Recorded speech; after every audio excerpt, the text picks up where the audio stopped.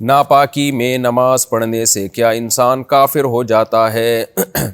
بچپن میں اگر ناپاکی کی حالت میں نماز پڑھی ہو، ایک دفعہ فیملی والے مجھے زبردستی لے گئے تھے تو میں شرم کی وجہ سے نہیں بتا سکا کہ میں ناپاک ہوں اور میں نے مسجد میں نماز پڑھ لی۔ اس وقت میری عمر 14-15 سال ہوگی، تو اس بارے میں کیا حکم ہے؟ میں نے ایک کلپ سنا تھا کہ ناپاکی کی حالت میں نماز پڑھنا کفر کے زمرے میں آتا ہے۔ بلال صاحب چائنا سے۔ بلال صاحب بالکل یہ عمل جو ہے کفر کے قریب پہنچا دیتا ہے انسان کو، کیونکہ نماز کے ساتھ مذاق ہے نا یہ، تو کافر کا فتویٰ تو کسی پہ نہیں لگایا جا سکتا اتنے آرام سے، لیکن بہرحال یہ عمل بہت برا عمل ہے۔ تو احتیاط اسی میں ہوتی ہے کہ اس صورت میں انسان ایمان کی تجدید کرے۔ نکاح کی بھی بہتر ہے، اگر آپ تو 15 سال کے تھے، نکاح نہیں ہوا ہوگا آپ کا، احتیاط اسی میں ہے۔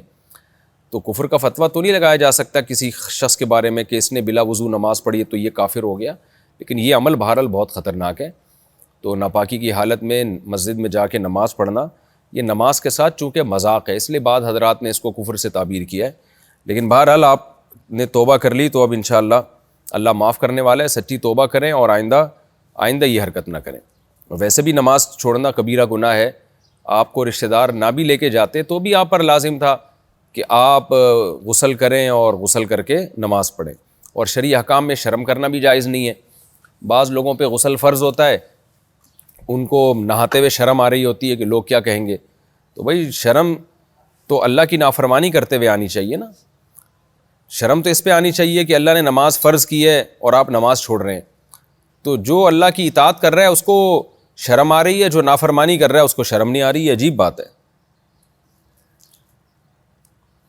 ڈاکٹر سے علاج نہ کرانا کیا توکل کے خلاف ہے؟ میں نے آپ کے بیان میں سنا تھا کہ اسباب اختیار کیے بغیر اللہ پہ توکل کرنا بدعت کی ایک قسم ہے۔ اگر کوئی شخص بیمار ہے اور علاج نہیں کراتا اور ایسے ہی گھر پر علاج کر رہا ہے تو کیا یہ بھی بدعت میں شامل ہے؟ دیکھیں، اسباب اختیار نہ کرنا اور پھر اللہ پہ توکل کرنا یہ توکل نہیں ہے بلکہ جہالت ہے۔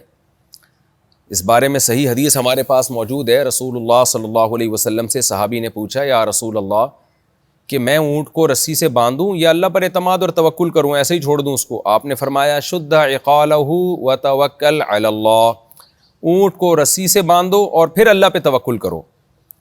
تو اسباب اختیار کرنا ضروری ہے، لیکن خوب سمجھ لیں اسباب سے کون سا سبب مراد ہے۔ اسباب کی 3 قسمیں ہیں۔ کچھ اسباب ایسے ہوتے ہیں جن پر یقیناً نتیجہ مرتب ہوتا ہے 100%، جیسے شدید پیاس میں جب آپ پانی پئیں گے تو پانی پینا سبب ہے پیاس بجھانے کا، لازمی آپ کی پیاس بجھے گی، اللہ کی عادت ہے کہ اللہ تعالیٰ اس پر نتیجہ لازمی مرتب کرتے ہیں۔ آپ کو شدید بھوک لگ رہی ہے، کھانا کھائیں گے تو پیٹ بھرے گا، یہ اللہ کی عادت ہے کہ جو بھی کھانا کھاتا ہے پیٹ بھرتا ہے، اس کا پیٹ بھر جاتا ہے۔ آپ آگ میں چھلانگ لگائیں گے، جلیں گے تو آگ جلانے کا سبب ہے۔ تو یہ وہ اسباب ہیں جن پر نتیجہ لازمی مرتب ہوتا ہے، ان اسباب کو اختیار کرنا فرض ہے۔ اگر کسی نے ایسے اسباب اختیار نہیں کیے، اسی طرح اونٹ کو رسی سے باندھنا، اونٹ جب رسی سے نہیں باندھا جاتا تو غالب گمان ہوتا ہے غائب ہو جائے گا، وہ اونٹ غائب ہو جائے گا۔ آپ کراچی میں رات کو دکان پہ تالا لگا کے نہیں سوئیں گے تو دکان غائب ہو جائے گی آپ کی سامان سمیت۔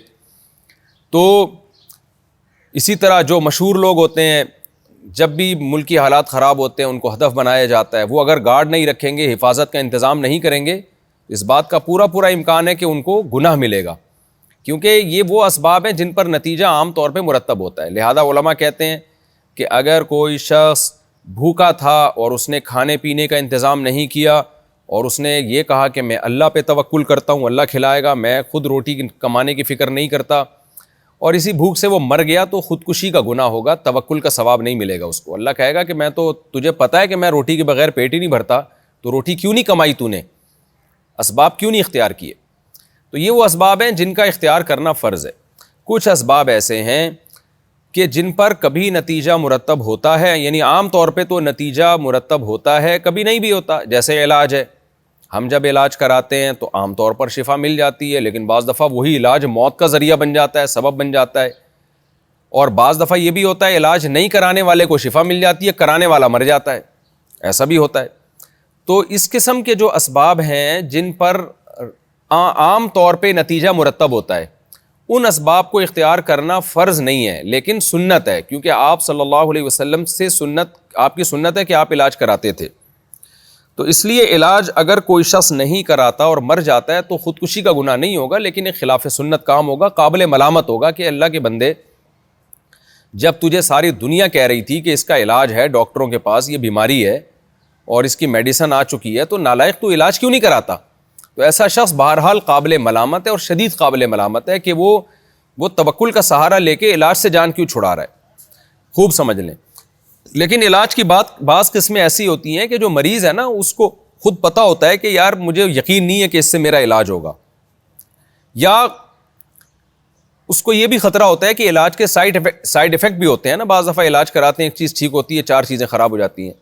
تو اگر اس نوعیت کا علاج ہے تو اس میں پھر اگر کوئی اللہ پہ توکل کرتا ہے اور کہتا ہے میں علاج نہیں کراؤں گا اور اسی طرح اللہ نے چاہا تو اللہ مجھے ٹھیک کر دے گا، تو پھر یہ ہر آدمی کے لیے تو یہ عمل ٹھیک نہیں ہے. لیکن جن کا اللہ پہ بہت زیادہ توکل ہے اور گہرا توکل ہے اللہ پر، ان کے لیے یہ عمل جائز ہے. تو ایسے بہت سارے بزرگان دین دنیا میں گزرے ہیں، آج بھی موجود ہیں.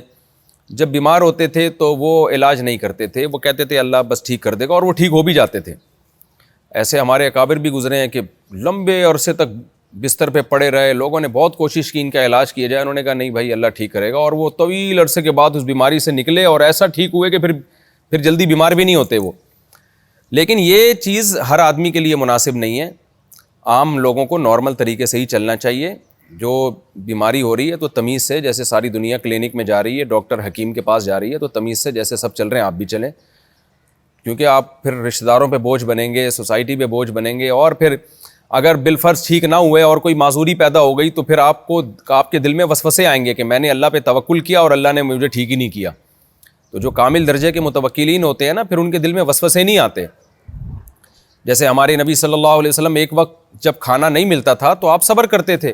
آپ یہ تھوڑی کہتے تھے کہ میں نے اللہ پہ اعتماد کیا اور دیکھو اللہ تو مجھے کھلا ہی نہیں رہا، بلکہ آپ صبر کرتے تھے، کوئی بات نہیں بھائی، رزق تو اللہ کے ہاتھ میں، کبھی پیٹ بھرے گا تو شکر کریں گے، جب خالی رکھے گا تو صبر کا ثواب لیں گے. تو یہ توکل ہر ایک میں نہیں ہوتا. اس لیے علاج کی وہ قسم جس پہ یقینی شفا ہو اور علاج نہ کرنے کی صورت میں یقینی موت ہو، اس قسم کا تو اختیار کرنا واجب کے درجے میں ہی ہونا چاہیے، لازمی ہونا چاہیے. وہ تو توکل کے یعنی اس میں توکل کا سہارا لینا ٹھیک نہیں ہے. جیسے کوئی بلیڈنگ ہو رہی ہے، کسی کو خون بہہ رہا ہے، تو ہاسپٹل جائے بھائی، وہ تاکہ ڈاکٹر خون روکیں اس کا، ورنہ مرے گا. لیکن بعض علاج کی قسمیں ایسی ہوتی ہیں کہ جو مبتلا ہوتا ہے نا، جو بیمار ہے، اس کو بھی اندازہ ہوتا ہے مختلف ڈاکٹروں کی، مختلف حکیموں کی رائے لے کر کہ اس میں علاج کرانے سے فائدے کی امید تو ہے لیکن کوئی زیادہ امکان نہیں ہے.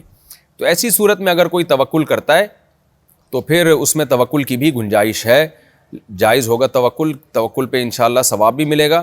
لیکن یہ توکل ہر ایک کے لیے نہیں ہے، یہ کامل لوگوں کے لیے. عام مسلمان کو تمیز سے، نارمل طریقے سے جیسے سب چل رہے ہیں اسی طرح چلنا چاہیے. زیادہ فنٹر بننے کی کوشش نہیں کرنی چاہیے. ہاں، اور میں اب یہ ٹاپک کو کمپلیٹ کر دوں کہ علاج اسباب کی بعض صورتیں ایسی ہیں جن پر اکثر نتیجہ مرتب ہی نہیں ہوتا ہے، اتفاق سے کبھی ہو گیا، جیسے تعویذ وغیرہ ہے، رقیہ ہے. تو رقیہ میں عام طور پر ایسا ہوتا ہے کہ بھئی وہ کبھی ہو گیا کبھی نہیں بھی ہوا. تو یہ والی قسم اگر کوئی اختیار نہ بھی کرے تو بھی کوئی حرج نہیں ہے، اس میں توکل کرنے پر ثواب ملے گا. لیکن جو سنت رقیہ ہے اس کا بہرحال اہتمام کر لینا چاہیے، اس میں سنت پوری کرنے کا ثواب ملے گا.